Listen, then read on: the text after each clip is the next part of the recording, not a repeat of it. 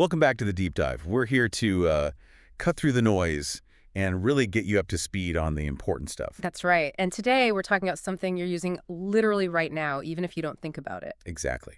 System software. If you're on a phone, a laptop, whatever digital device, you're interacting with it constantly. It really is that invisible foundation, isn't it? It's the code sitting right between the actual metal and circuits, the hardware, and, the apps you use every day.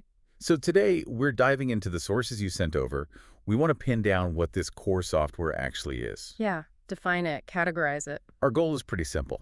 Give you a clear picture of the operating system, the utilities, all that background stuff, managing your files, your security, basically the architecture running your digital life. And the sources, they pretty consistently break it down into, well, two main parts. You've got the operating system, the OS, that's kind of the brain. Okay. And then you have utility programs. Think of those as the specialized toolkit. Toolkit. And together, they do everything. Manage hardware, run apps, keep things secure, maintain performance, the works. All right, let's unpack the big one first. The OS.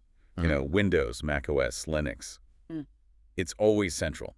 What's its absolute core job? What defines it? It's the grand manager. Has to be. Its main role is managing resources, all of them. Like a traffic controller. Exactly like that. A really meticulous one. Handling data flow between the CPU, memory, your keyboard, your screen, everything. Without the OS, your computer is just, well, a fancy paperweight. Inert silicate and metal, yeah. And the amazing thing, which the sources kept mentioning, is how it hides all that complexity from us. This idea of abstraction. Ah, yeah, that's the magic word, abstraction. The OS creates this layer between you and the raw hardware. Hides the messy bits. Totally. It hides the really complicated specifics, like how exactly does your SSD store data? You don't need to know. The OS just shows you files and folders. It translates the complex electrical reality into something logical we can actually use. So it's a translator, speaks hardware, speaks human. Well, application language anyway. Precisely. And under that big management umbrella, what are the key specific jobs it's always doing? The sources mentioned three main ones. Right. It's constantly juggling process management, memory management, and file management. Okay, process management first. What's that about? That's the OS acting like a referee between all the apps and tasks running. It makes sure everything gets a fair slice of the CPU's time. So one app doesn't just hog everything. Exactly. It prioritizes, schedules, prevents chaos, basically. Stops one runaway program from crashing your whole system. That makes sense. Then memory management, that feels pretty important for speed, right? When things slow down. Oh, absolutely crucial. Memory management is all about handing out RAM efficiently. When you open an app, it needs space in that fast memory. Yeah. The OS finds it, allocates it. And cleans it up after. Yeah, deallocates it. If it does this badly, that's when you get, well, developers call it thrashing. Correct. Yeah, the system spends more time just shuffling data between the slow hard drive and the fast RAM than actually doing work. Everything just grinds to a halt. Ah, okay. That explains why sometimes restarting fixes everything. It just clears out that messy memory state. Pretty much. Gives the OS a fresh start on allocation. Okay, so managing processes, managing memory. What about how we interact with it? The user interface part. Right, the UI. Most of us now use a graphical user interface, a GUI. Icons, windows, mouse pointers, visual stuff. Standard stuff, yeah. But it's important to remember, the OS still supports the command line interface, the CLI. The black screen with text. That's the one, where you type direct commands. It might seem old school, but for system admins, developers, people who need raw power and automation, CLI is still incredibly relevant, often faster and more powerful than clicking around. Interesting. Okay, digging a bit deeper into management. Yeah. The OS manages users too, right? And their files. Correct. User management is key. Even on your own personal computer, if you have multiple people using it, the OS keeps their profiles separate. Desktops, settings, that kind of thing. Exactly. Your wallpaper, your browser bookmarks versus someone else's. But crucially, it also maintains the security boundaries between users. Privacy. Right. And then file management. You mentioned abstraction earlier. Turning electrical signals into files. This seems like a huge task. It is monumental. The OS gives you that logical structure. You understand folders, inside folders, meaningful file names, paths. But underneath Physically, the bits of data making up your Q4 report file might be scattered all over the actual disk drive. The OS keeps track. It maintains the map, the index, so it can find and piece together every single part of that file instantly when you ask for it. Wow. doing a lot of background work we never see. Constantly. Okay, so if the OS is the architect, the central planner, Mm-hmm. what about those utility programs? You call them the toolkit.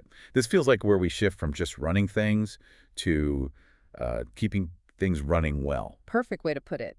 Utility software is specifically about optimizing, protecting, and maintaining the system. Right. These aren't necessarily apps you use every day like your browser, but they're absolutely vital for keeping things healthy long term. Okay, let's talk examples like historically disk defragmenters were a big deal. Is that still a thing? That's a great question, actually.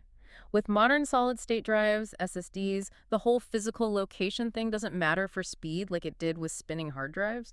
So no need to defrag an SSD? Generally, no. In fact, it can sometimes wear them out faster. But the idea of optimization hasn't gone away. It's just shifted. Shifted how? Now, utility software focuses more on things like cleaning out temporary files, maybe fixing registry errors in Windows, managing which programs start up automatically when you boot your computer. Speeding up boot time. Exactly. It's less about physical disk layout and more about optimizing software resources and configuration. The role is still there. Got it. And the other big side of utilities? Protection, antivirus. But it's more than just viruses now, isn't it? Oh, way more. The threat landscape is, well, it's complex. We talk about antivirus, but really we need anti-malware suites now. What's the difference? Antivirus traditionally focused on known, self-replicating viruses. Anti-malware is broader. It tackles ransomware, spyware, trojans, keyloggers, those nasty phishing attacks. A whole spectrum. The whole spectrum. These utilities run constantly, scanning files, watching network traffic. They're like your system's immune system, trying to catch threats in real time. And what about keeping the data safe, even if it's just sitting there?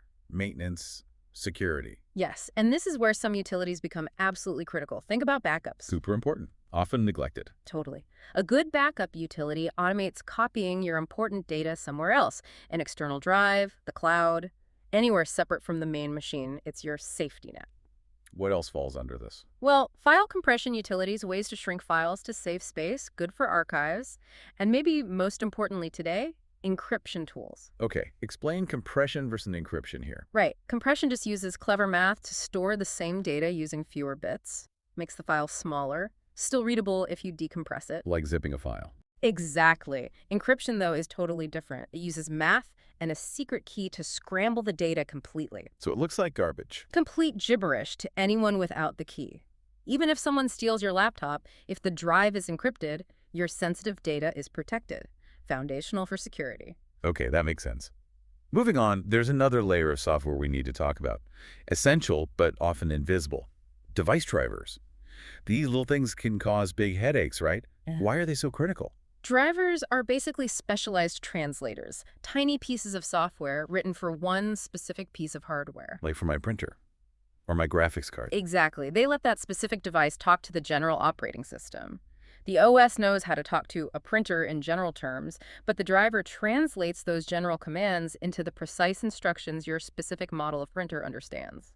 So the OS says print this page, and the driver tells the Canon Pixma TR-8620 exactly which nozzles to fire and how to move the paper. That's the idea, yeah. It's that crucial two-way communication link. And when it goes wrong? That's when you get problems. A missing driver. The device just doesn't work. A corrupted driver. It might not work, or worse, it could cause crashes, blue screens, instability for the whole system. They're like the specific instruction manual for each part, and if the manual's wrong or missing, the OS is lost. Okay. Now, let's talk about something really powerful that builds on all this. Virtual machines. VMs, software, creating a computer inside your computer. Yeah, it sounds a bit sci-fi, but that's basically it. A virtual machine is software that emulates an entire computer system. Hardware and all. So you can run, say, Linux on your Windows machine. Exactly. You can run a guest operating system completely isolated inside a host OS. It gets its own virtual CPU time, virtual RAM, virtual hard drive. It thinks it's a real separate machine. Why is this useful? Seems complex. Oh, the applications are huge, especially for developers and IT folks. Think about testing software. Instead of needing 10 different physical machines to test if your app works on Windows 10, Windows 11, Ubuntu Linux, older versions. Yeah. You just spin up different VMs on one powerful laptop. Saves massive amounts of time and hardware cost. And you mentioned isolation. That sounds like a security benefit, too. Absolutely massive security benefit. Let's say you want to test some suspicious software, or visit a sketchy website. Don't do it on your main machine. Right. You do it inside a VM. The VM acts like a sandbox. If that guest OS inside the VM gets infected with malware or ransomware, who cares? You just delete the Or VM. just delete the VM. Poof, gone. Your actual computer, the host OS, your real files, they were never exposed, completely isolated. It makes risky experimentations safe. That is pretty powerful. Okay, so let's try and tie this all together. We've gone through the OS as the manager. Yep, handling resources, abstraction, Utilities doing the optimization, protection, maintenance. keeping things tuned up and secure, Drivers acting as the specific translators for hardware. enabling that crucial communication. And VMs letting us create entire isolated systems within systems. It's a complex, layered structure. It really is. But here's the final point, the kicker, really. Yeah. It's never finished. This whole structure needs constant work. System updates, patches, the bane of my existence sometimes. Oh, yeah. But they're absolutely vital. The sources highlight 3 main reasons why we need this constant stream of updates, non-negotiable reasons. Okay, reason 1 has to be security. Top of the list, closing security holes. Vulnerabilities are constantly being found by researchers and, unfortunately, by hackers. Patches close those doors, fix those zero-day exploits before they get widely abused. It's a continuous arms race. Makes sense. What's number 2? Bug fixes. Simple as that. Software, especially something as complex as an OS, inevitably has bugs. Little glitches, things that cause crashes, performance issues.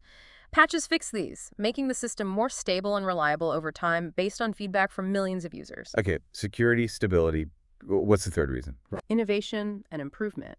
Updates often add new features, improve existing ones, add support for new types of hardware, or just generally make the system more capable, keeping up with the times. Right. So this constant updating, it brings us back to that idea of abstraction you mentioned earlier. Right. The OS gives us this nice, clean, logical view, hiding the messy hardware. Yeah, it promises this stable digital reality where things just work. The fact that we need constant patching, especially for critical security flaws and stability bugs, doesn't that kind of undermine the whole idea of a stable abstraction? It feels inherently fragile. That's the provocative thought, isn't it? Does the never-ending cycle of finding flaws and patching them mean that a truly stable, truly finished abstraction is impossible? Are we just perpetually fixing the foundations of this digital house, even as we live in it? It certainly feels that way sometimes. So maybe you could think about that. Yeah. How does this ongoing battle, this tension between vulnerabilities and patches, actually shape what computing stability even means? Is perfect stability a myth in this abstracted world?